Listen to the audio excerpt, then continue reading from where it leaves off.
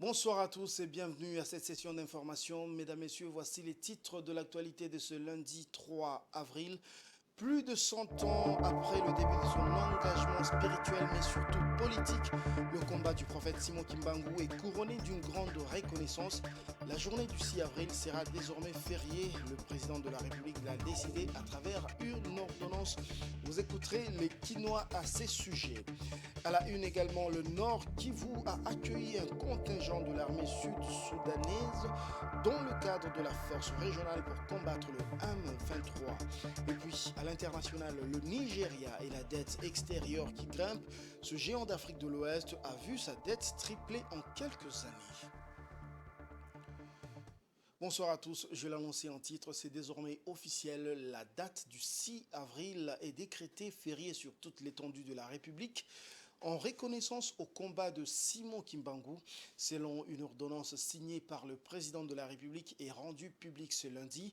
Le 6 avril de chaque année, le Congo célébrera le combat du prophète et de la conscience africaine. À ce sujet, quelques Quinois rencontrés à Kinshasa ont salué l'initiative du chef de l'État. Ils sont au micro de Patience Lokeke et Giscard Tamba. Je pense que je trouve ça bien. Je crois que je trouve que qu'on reconnaisse l'apport de Simon Kimbangu par rapport à la détermination des pays africains, enfin l'autodétermination des pays africains, me paraît une très bonne chose. Après, peut-être qu'on peut commencer à discuter s'il faut déclarer ça journée, enfin créer une journée fériée pour ça. Mais sinon, le fait que le président reconnaisse l'apport de Simon Kimbangu me semble être une très bonne chose. Non, c'est bien. Le président de la République reconnaît ce que Simon Kimbangu a fait pour ce pays. Simon Kimbangu a lutté pour ce pays. Nous tous nous connaissons comment il a été combattu par le Blanc. Le Blanc ne voulait pas qu'il puisse dire la vérité. Et on l'a combattu jusqu'à ce qu'il est mort. Et nous continuons toujours avec ce combat. S'il est reconnu aujourd'hui que cette journée soit fériée, c'est une bonne chose pour la mémoire de Simon Kimbangu. Enfin, l'on devait normalement aussi joindre à toutes ces commémoratives la mort de Simon Kimbangu. Parce qu'il fut héros parmi les héros que dans notre pays, nous ne sommes pas demeurés indifférents. Donc ce que le président de la République vient de faire à ce jour, signer l'ordonnance à pouvoir commémorer également la mort de Simon Kimbangu, est une inspiration dédiée. Je l'ai annoncé également en titre, un contingent des soldats du Soudan du Sud est arrivé à Goma au Nord Kivu. Avec cette arrivée, c'est quasiment tous les pays d'Afrique de l'Est, hormis le Rwanda et la Tanzanie, qui ont envoyé des troupes en République démocratique du Congo dans le cadre de la force régionale d'Afrique de l'Est décidée par le chef d'État du bloc de l'Est pour lutter contre les groupes armés locaux et étrangers et pour aider l'armée congolaise à faire face à la guerre avec le M23. Suivez. Leur arrivée au Nord Kivu, les troupes du Sud-Soudan ont été accueillies par les officiers de la force régionale avec ces mots du colonel Djok Akesh. Maintenant, vous êtes dans un environnement opérationnel différent, vous devez vous tenir prêt. La rébellion du M23 a occupé plusieurs villages et territoires du Nord Kivu. Selon la RDC, les Nations Unies et même les États-Unis d'Amérique, le M23 est soutenu en armes et en termes de troupes par l'armée rwandaise. La résurgence de la guerre de ce mouvement à majorité composé des Tutsis a envenimé les relations entre la RDC et le Rwanda.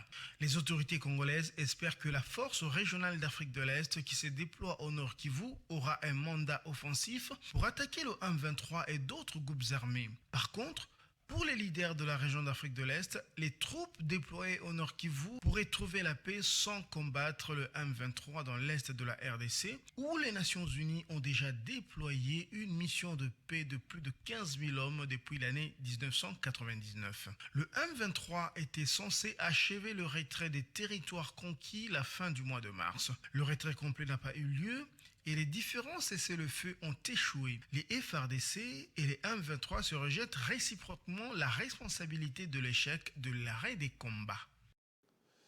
À l'occasion de la clôture du mois de la femme, le parti politique Congo Uni a organisé une marche pacifique à l'initiative de son président national, Faustin Kaziteriko, afin de démontrer son soutien aux populations de l'Est de la RDC. Une marche qui avait un triple objectif, notamment réclamer la fin des hostilités dans la partie orientale du pays, soutenir les FRDC et leur commandant suprême, ainsi que soutenir les femmes de l'Est du pays, victimes de trop de barbarie. Damani Moujenga.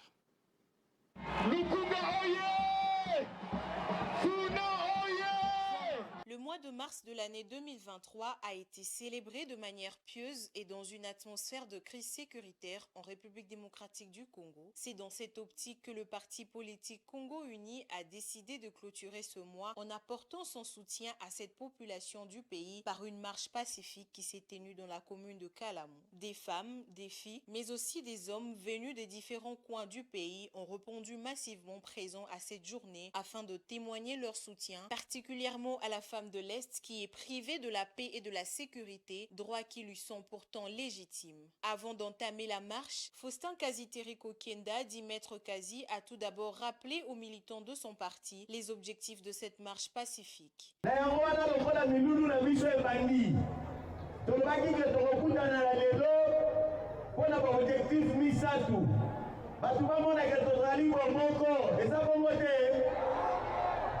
Mama Lobinza Masala Gadini Tokutana Pona Kolobaka Tolembi Bitumba na kati ya mboka na biso eza bongo te tokutani lisusu awa pona kopesa makasi na mapinga na biso bazali kobunda bamona ete tozali nsima na bango toza kosoutenir bango topesa bango makasi mibeko elobi ke mokonzi ya mboka ye nde azali mokonzi ya nini ya mapinga toza kotambola mpe mpo na ye tosambela nzambe apesa ye nini makasi tokutani lisusu awa mpona kolakisa bamama na biso bazali na este ke tozali bongo mpona bango eza bongo te.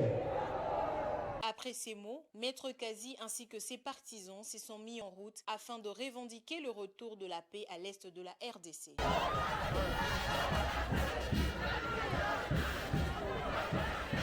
Au point de chute, le président du Congo Uni a lancé un message d'espoir à la femme congolaise, particulièrement celle de Congo Uni, en l'exhortant de ne pas perdre espoir, car le changement positif de la République démocratique du Congo est possible. Ba mama o tozali awa to perdre elikia te bino ne botonga mboka eza bongo te akosenga na bino ba mama na ngabo mema sango ya lycée kwa ya mboka na biso bono ba mboka na biso ekosala nini ekobonga mutu aya akosa bino lisusu te boye ba gene nzela ya Congo ini changement ekosala nini ekokota na mboka. D'autres temps forts ont aussi marqué cet événement, notamment une prière en faveur de la partie orientale de la RDC, mais aussi le dépôt d'un mémo par les femmes de Congo Uni à leur président national. Que vive Congo Uni, que vive l'Union Solidarité Développement. Économie, les recettes des contraventions routières n'ont jamais atteint la barre de 400 000 $ américains par année. Le taux de mobilisation de dites recettes par rapport aux prévisions annuelles est évalué à 5,75%. Ces statistiques ont été présentées par le ministre des Finances Nicolas Kazadi. Et pour pallier à cette situation, le ministre a présenté au Conseil des ministres la réforme de la collecte des recettes des contraventions routières afin de dépasser la barre de 100 millions de $ américains. Suivant cet extrait choisi par Dieudonné Bonali. Projet de réforme de la collecte des recettes de contraventions routières. Le ministre des Finances a présenté au Conseil les projets de réforme de la collecte de contraventions routières en République démocratique du Congo. Partant d'un état des lieux rigoureux, il a été constaté que les systèmes de recouvrement actuels de ces contraventions est peu performants, insuffisamment dissuasifs, peu contraignants et confrontés à des difficultés structurelles dont la perception manuelle et l'absence d'un mécanisme automatique des contrôles. Le ministre des Finances a rassuré que la réforme de la collecte de contraventions routières initiée s'appuiera sur deux réformes en cours, la réforme de l'immatriculation de véhicules qui arrive à sa phase finale et celle de l'introduction des paiements des recettes par les moyens digitaux, téléphones, cartes bancaires, banques en ligne, distributeurs automatiques de monnaie, etc. Il a annoncé qu'un appel d'offres sera lancé pour un partenariat public-privé compte tenu de l'innovation technologique à introduire. Le ministre des Finances a conclu son propos en précisant que cette réforme permettra d'accroître les recettes du Trésor public et de réduire la délinquance et les accidents sur les routes à travers le pays. Les niveaux des recettes attendus à la suite de l'implémentation de celle-ci se chiffreraient en centaines de millions de dollars américains. Dès la première année, ces niveaux devraient s'accroître chaque année. En sport, la Fédération congolaise de lutte et associée a donné le coup d'envoi de la formation des arbitres de la dite fédération en prévision des 9e Jeux de la francophonie. Cette cérémonie s'est déroulée au salon présidentiel du Stade des Martyrs en présence du tout nouveau ministre des Sports Claude Kabulo Mwana Kabulo. Blest Kuzola. Il s'est tenu le dimanche 2 avril l'ouverture du premier séminaire des arbitres de la Fédération congolaise de lutte associée FECOLUTA en prélude des Jeux de la francophonie prévus dans les prochaines semaines à Kinshasa. Ces assises ont été lancées par le ministre des Sports et Loisirs, Claude-François Kabulo Mwana Kabulo, au salon présidentiel du Stade des Martyrs de la Pentecôte. Une première activité sportive du célèbre journaliste sportif à la tête de ce ministère, soit un jour après sa prise de fonction. En effet, ces premiers séminaires initiés par la FECOLUTA a pour objectif de doter à la RDC des arbitres qualifiés pour la bonne pratique de cette discipline dans toute l'étendue du pays. Durant 5 jours, les officiers congolais seront initiés sur la connaissance de la lutte africaine par l'expert international de la lutte traditionnelle Malam Barka Akoda de nationalité nigérienne. Dans la foulée, ce séminaire est une première dans l'histoire de la FECOLUTA en RDC, y compris l'Afrique centrale, comme l'a révélé le numéro 1 de cette fédération, Eric Kinzambi. Place à présent au dossier du jour.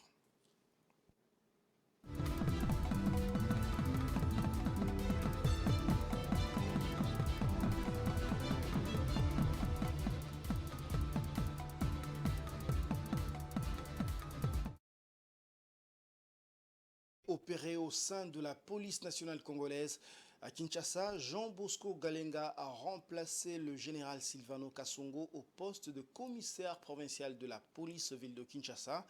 Le désormais patron de la police de la capitale a devant lui un tas de défis qui l'attendent. Cela va de la question du banditisme urbain, la gestion de la circulation dans la mégapole de plus de 15 millions d'âmes et aussi la discipline au sein même de ce corps que la police de Kinshasa, pour ne citer que ces challenges-là. C'est un dossier signé Enoch Issei.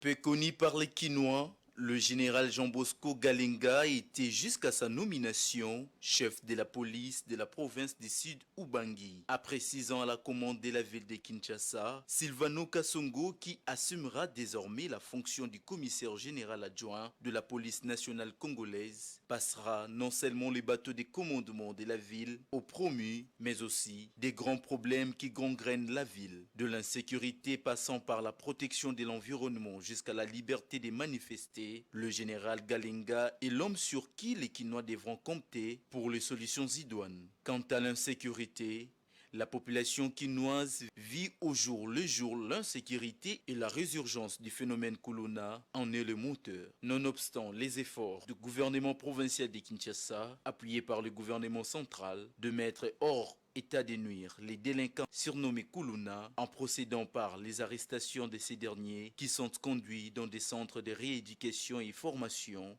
le phénomène Kuluna ne fait que monter en pompe dans plusieurs communes de la ville de la capitale. Ces derniers justifient leur acte par le chômage. Néanmoins, il est vrai que le chômage à Kinshasa touche près de 40% de la population, en majeure partie le jeune de 15 à 25 ans, selon l'Organisation internationale du travail. Mais cela ne devrait en aucun cas justifier ces mauvaises mœurs. L'actuel chef de la police aura pour mission de faire disparaître totalement ces hors-la-loi afin que les Kinois vivent dans la quiétude. Disons que certains politiques et voire certains partisans accusaient l'ex-chef de la police provinciale de Kinshasa de collaborer avec les autorités dans le but de les empêcher à manifester tel que la Constitution, la loi congolaise leur donne accès. D'où Sous sa mandature, le nouveau commandant de la ville devra faire respecter de manière stricte les décisions du gouvernement dans les conditions prévues par la loi. Ce qui revient à dire que le jeu de la démocratie tant décrié devra être observé de manière équitable dans le souci de la protection de la population et de ses biens, mission régalienne de la police. Au sujet de l'environnement, il faut dire que l'opération dénommée Coup de poing, lancée le 9 janvier dernier par le gouverneur de la ville, laquelle consiste à éradiquer les marchés pirates, les épaves de véhicules, les véhicules mal garés, ainsi que les kiosques et terrasses de fortune qui jonchent le boulevard et autres grandes avenues de la capitale, devrait être inscrit sur la feuille de route du nouveau patron de la police de Kinshasa. Le général Jean Bosco Galinga devra travailler en collaboration avec l'unité spéciale pour la protection de l'environnement, chapeautée par la commissaire provinciale en charge de l'environnement afin de mettre la main sur tout contrevenant. De même, pour réguler les problèmes des embouteillages dans la ville-province de Kinshasa, le général Jean Bosco Galinga devra travailler avec la police des circulations routières pour réguler la circulation. Pour rappel, ces changements arrivent quelques jours après le remaniement du gouvernement central, à l'instar du ministère de l'Intérieur, avec l'avènement du nouveau ministre Peter Kazadi. L'actualité, c'est aussi en dehors des frontières congolaises.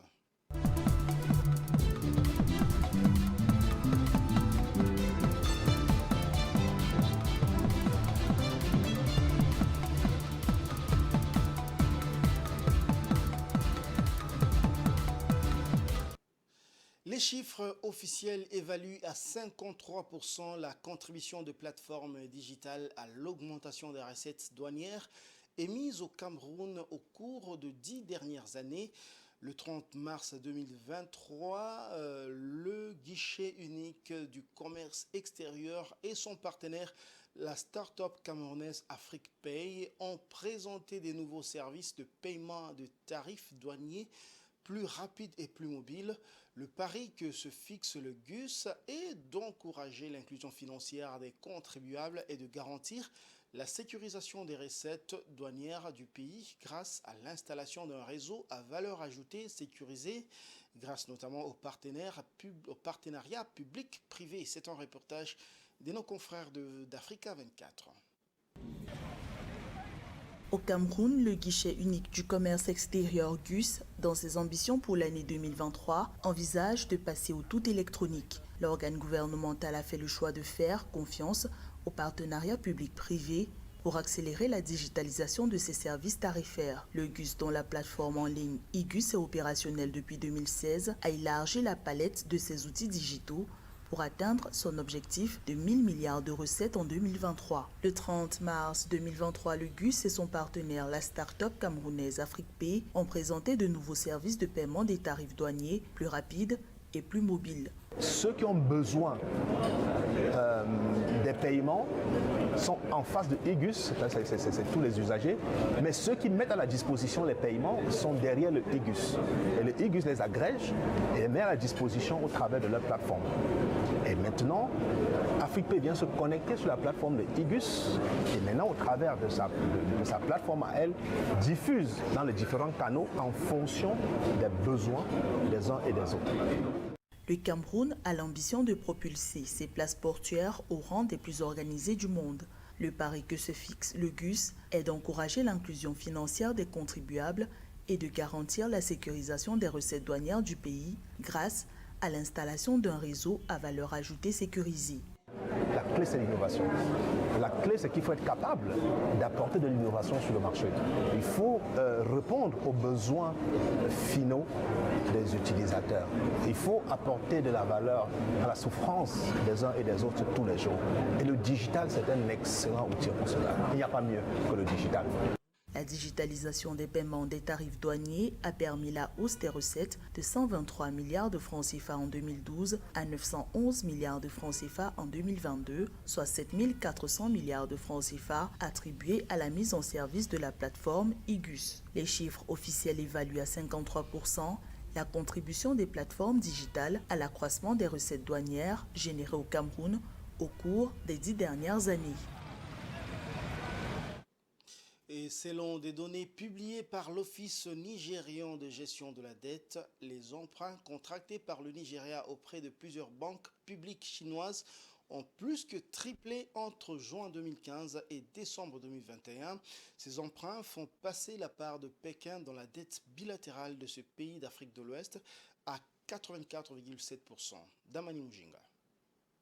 Le stock de la dette du Nigeria auprès de l'Empire du Milieu est passé de 1,39 milliard de dollars au 30 juin 2015 à 4,29 milliards de dollars au 31 décembre 2022, a-t-on précisé de la même source. L'ensemble des emprunts contractés par le Nigeria auprès de la Chine sont des prêts concessionnels avec des taux d'intérêt de 2,50% par an, une durée de remboursement de 20 ans et une période de grâce de 7 ans. L'Office de gestion de la dette a également indiqué avoir répertorié 15 projets financés par des prêts chinois, dont ceux portant sur la réhabilitation de l'axe routier Abuja-Kefi-Makurdi, la modernisation de la ligne ferroviaire Lagos-Ibanda et la fourniture de matériel roulant et d'équipements pour le projet de métro léger d'Abuja. Le montant total de la dette bilatérale du Nigeria a atteint 5,7 milliards de dollars à fin décembre 2022 contre 1,58 milliard de dollars à fin juin 2015. Outre la Chine, les autres principaux créanciers bilatéraux du pays sont la France, le Japon, l'Inde et l'Allemagne. À la revue de presse.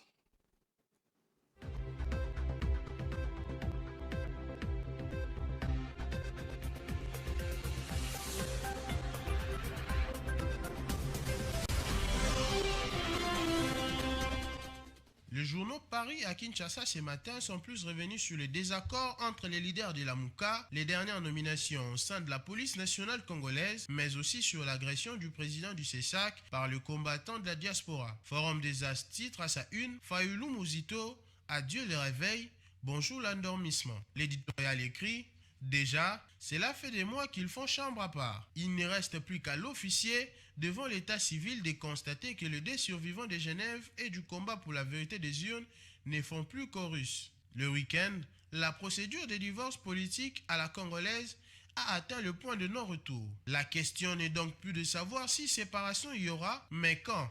Ainsi, après avoir réveillé le peuple de l'opposition, le désormais futur ex-tandem Fayulu Muzito participe consciemment ou inconsciemment à son endormissement. À Eco News de renchérir entre Adolphe Muzito, le leader du parti politique Nouvel Élan, et Martin Fayulu, le leader du parti politique SID, on assiste ces derniers temps à une rude bataille pour le contrôle de la plateforme politique La Mouka, la même qui a porté la candidature de Fayulu à la présidentielle de 2018. Longtemps partenaires dans le cadre du camp de la résistance qu'ils ont créé au terme de la présidentielle de 2018, Muzito et Fayulu ne parlent plus le même langage. À la prospérité des titrés, Nouvel Élan de Muzito invite Fayulu à la passation de bâton de commandement de la Mouka.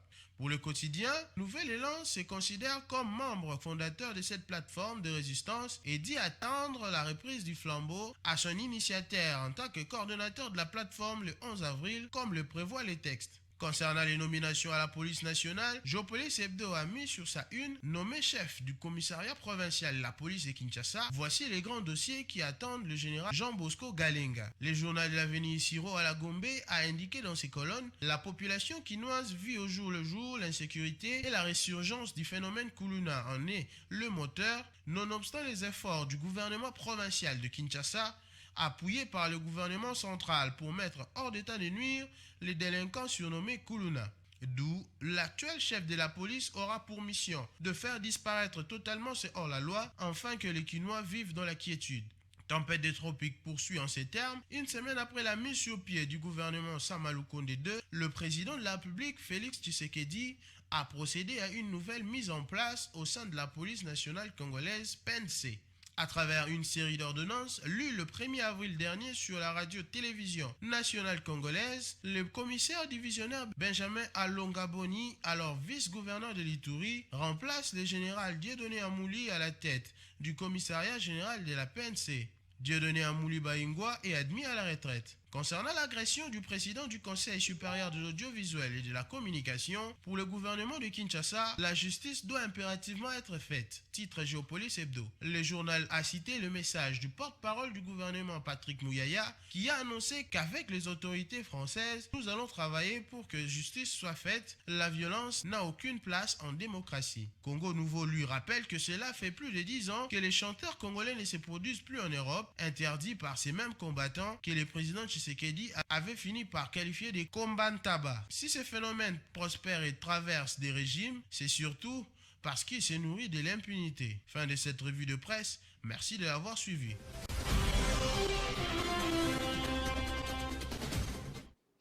Vous avez certainement reconnu la voix de Blaise Kouzola dans cette revue signée Fiston Oleko. C'est la fin de cette édition, mais avant de la boucler complètement, le rappel de différents titres. Plus de 100 ans après le début de son engagement spirituel et surtout politique, le combat du prophète Simon Kimbangu est couronné d'une grande reconnaissance. La journée du 6 avril sera désormais fériée. Le président de la République l'a décidé à travers une ordonnance. Et dans ce journal, vous avez suivi le ressenti des Kinois par rapport à cette reconnaissance. À la une également, vous l'avez suivi, le Nord Kivu a accueilli un contingent de l'armée du Sud-Soudan dans le cadre de la force régionale pour combattre le M23. Et puis à l'international, le Nigeria et la dette extérieure qui grimpe. Ce géant d'Afrique de l'Ouest a vu sa dette tripler en quelques années. C'est la fin de cette édition. Merci de l'avoir suivi et bonne suite de programme chez vous.